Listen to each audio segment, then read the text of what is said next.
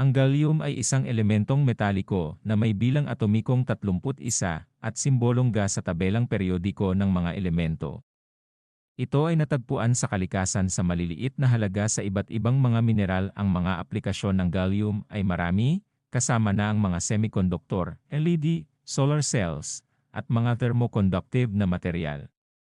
Ang gallium ay may katangian na mababa ang punto ng pagtunaw, kaya ito ay ginagamit din sa mga eksperimento sa temperatura at bilang isang alternatibong pampalamig sa